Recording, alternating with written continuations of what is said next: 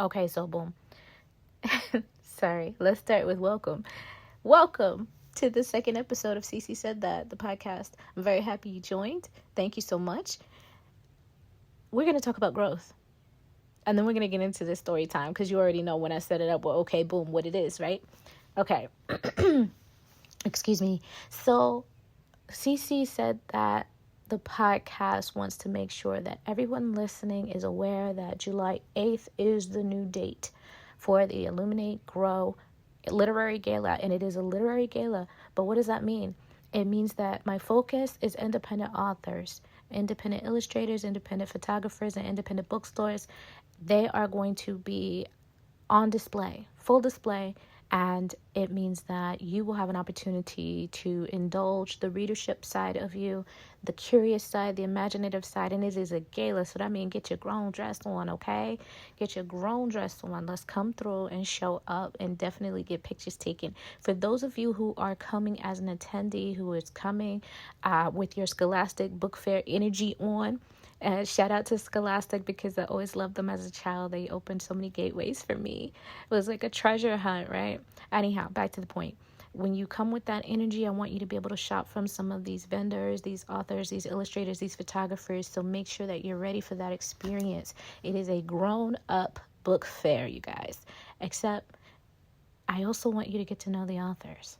And that is the experience. You get to hear their behind the scenes. You get to see what was motivating them, the illustrators, the photographers, because the art gives you a story that you're actually reflecting back to you, but the artist getting to tell you what their intent was gives you a nuance that you may not have had access to before. So you get access, and that's amazing.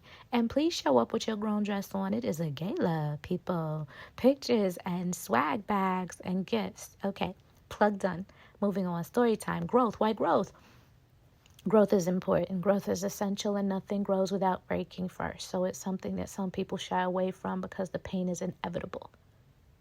Don't be afraid. Go to the light. Okay. If you don't know that reference, don't go look it up. Anyway, point is this. Growth. If we are not growing, what are we doing? No, really, what are we doing? What are we spending our time on? What is our energy being spent on if it isn't expanding, expounding,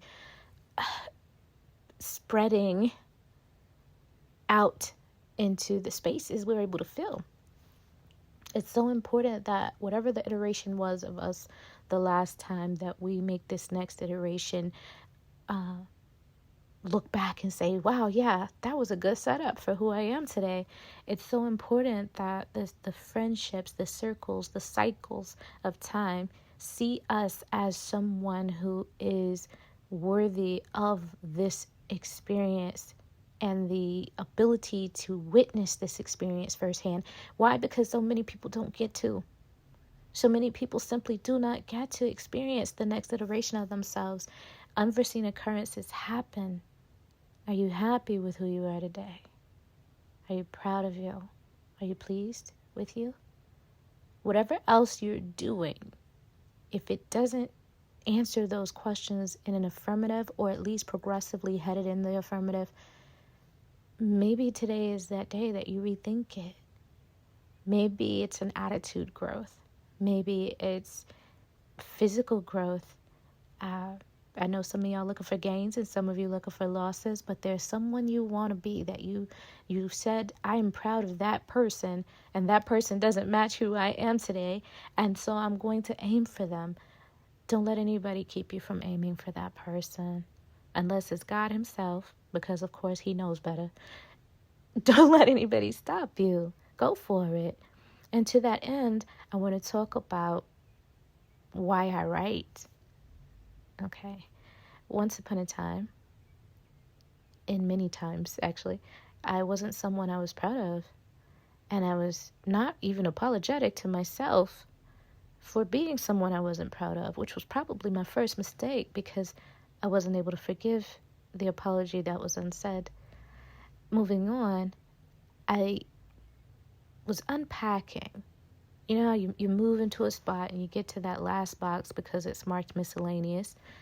and you say, okay, finally I'll have to deal with this sucker because I have been postponing and procrastinating in an effort to not face what is ever in this box, whatever is the skeletons that will come out of this box, and sometimes very literally because the little, what do you call them?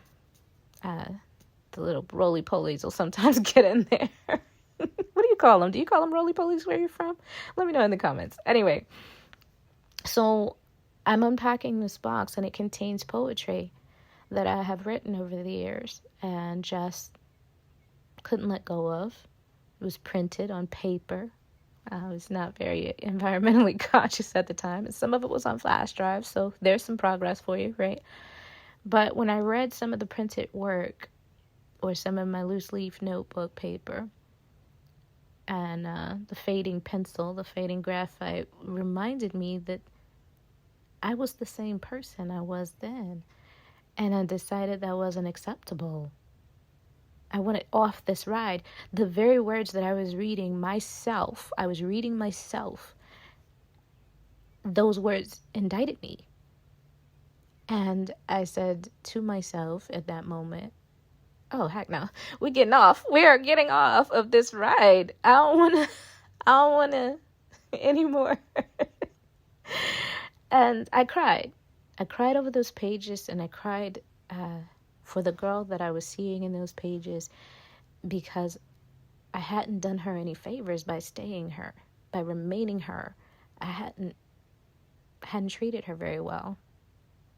And I thought I was doing things differently because I was doing the same things with different people. And I thought that would do it, right? If I move, I'm in a different environment, so I have to be different, right? Wherever you are and whoever you're with, you take you with you, and you will be there when you get there. It's very important that we grow and not just transplant, not just transfer, and keep that same energy and keep those same conditions of the inner person. So when I write, I look back to see because I will always write what's true to my current experience. I look back to see a measurement of growth in me, and to even find the littlest bit of growth is worthy of a celebration. And I celebrate it. And that way I continue that reward process of knowing that I am growing towards the person I want to be. So in my poetry, you'll find that I talk about romance, I talk about revelations, I talk about emotional maturation and spiritual maturation. And there's levels. There are so many levels to these things, as well as heart conditions, right? So when I speak about emotions, I'm not always talking about heart condition and vice versa, because the condition of my physical heart is a reflection of my spiritual heart. And the spiritual heart may be pulling me towards something that my conscious, which is also heart-mind connected, isn't comfortable with, right? So the other night I was on a pop-up hosted by the Hype Queen. Shout out to Porshita. Hola, mama. And it was a really nice interview, and I asked the audience to provide me with a feeling for a poem that they wanted me to recite or read. And one of the audience participants said temptation. And I thought a lot about this in the hindsight, like I am wont to do. I always recap my experiences with you all. And that's why I look forward to you giving them to me in the comments. So please don't forget to do that, okay? And here's what happened. Later, I was thinking about this feeling that the audience participant gave, temptation. And I thought, I wonder where that thought came from for them. Why is temptation the feeling that popped into their mind that they would like to hear poetry about? What motivates anybody to want to hear or read a specific feeling? I don't know the answer for that one. I'm sorry. I know. Big lead up to a big disappointment. I'm sorry. But here's the reason why. After I started thinking about that, it led to the question of, what does temptation look like for me? Is that one of the feelings that I indulge in? Is that one that I give any kind of honor to? I have to be honest. Lately, No, it's been very distant from my emotional repertoire. It's not, at the front of the stacks. The catalog has a lot of emotions, and it's way at the back. If you're thumbing through the catalog of vinyls, and they're each an emotion: sadness, anger, despair, desperation, fear, distrust, mistrust, jealousy, discontentment. And now let's talk about all the beautiful ones: joy, glee, peace, happiness, gratitude, excuse me, selflessness, generosity, all these different feelings, the magnitude of the spectrum. Yeah, temptation's been way at the back. And so I had to understand that about me, because I always have to understand things about me. What is it exactly that pushed it to the back? Well, honestly, it was because temptation is one of those feelings that has hindered my growth before. And that's not the direction I'm headed in. So I don't pull that feeling to the top very often. I don't indulge it very often. Now, when it comes to a good piece of key lime cheesecake, yeah, it comes to the front real fast. It comes to the front real fast. And yeah, I'm going to indulge it. And then I put it back at the back of the stack because I don't need it. It's not a front and center feeling that gives me the goal that I want. So what's at the front of your catalog of emotions? What's at the front? Because I guarantee you it'll tell you what's feeding or not feeding. Well, regardless of how it's feeding your growth. And it could be stunting you. So it's important to understand that. Now, to my readers that are not writers, that are not creatives, but you're consumers of the work, and for that you're very important, and I'm very happy that you're here.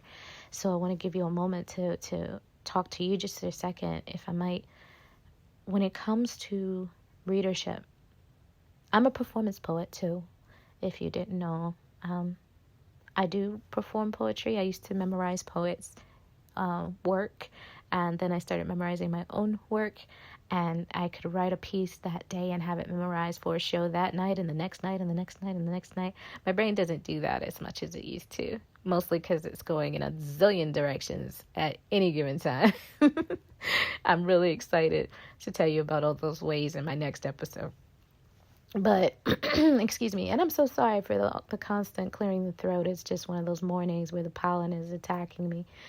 But yeah, so when you're reading my work and I'm not performing for you, what I really enjoy about that is that what you're reading is really how you feel. But you're looking for it in my words. So I've said this before to my friends, to my closest friends. Reading poetry is looking into another person's mirror but seeing yourself. So whatever you take away from the poetry, and thank goodness for all of you who tell me, because it's one of the most enjoyable parts of this journey. Whatever you take away from what you read is what you needed to. When I perform, I tell you what to feel. I give you the palette. I give you the paint colors. I give you the numbers, and you paint by numbers. But when you read, it is abstract, extract from your heart, from your spirit, from your energy. And so whatever you get from it is what you need it to. If you got something that said, ouch, then you just found a tender spot. You just found a wound that needs your attention. If you got something and you got angry, you found a tender spot. You found something in you that wants your attention, that feels unfair. And you have the power to decide that next time you read that, it won't feel that way. By growing. By changing the narrative of where you live and where you walk. And that's why every time we read something, we get something different out of it. And I can read the same book and you can read the same book, and we come together at book club and you go, is that your perspective? Because this was my perspective and I really like your perspective, but I like mine too. And here's what you probably didn't see, because here's how I arrived here. And then they go, oh, I didn't see that, right? If we're honest, if we're humble, we say that. So when you're reading, and you don't have the audiobook or you don't have the performance, it may be uncomfortable. And in fact, I really and truly believe that this is why some people don't like to read, because it forces you to face you. And in the world of comic books and video games, isn't that the biggest enemy that we have to confront most often? Even and especially when the ego and our narcissistic tendencies are at the front of the catalog. So enjoy the books, enjoy them, please, even if they take you down paths you don't want to go, because you do get to go down them in the safety of your own home. And you do get to tell me how you felt about that experience. If you tell me afterwards, I really hate you, I'll be pleased to know that you got through the book. I'll be pleased to know that something in that book has touched on some parts of you that you have not decided to love. And I will thank you for sharing. So, yeah, another plug. Don't forget to leave a review. And this is a little bit longer an episode than I meant to have, but thank you so much for listening. Please comment, please like and subscribe, and follow me at CC Said That on Instagram, and CC_Miller LLC on Instagram as well. And whatever you do, keep it positively personal here, okay?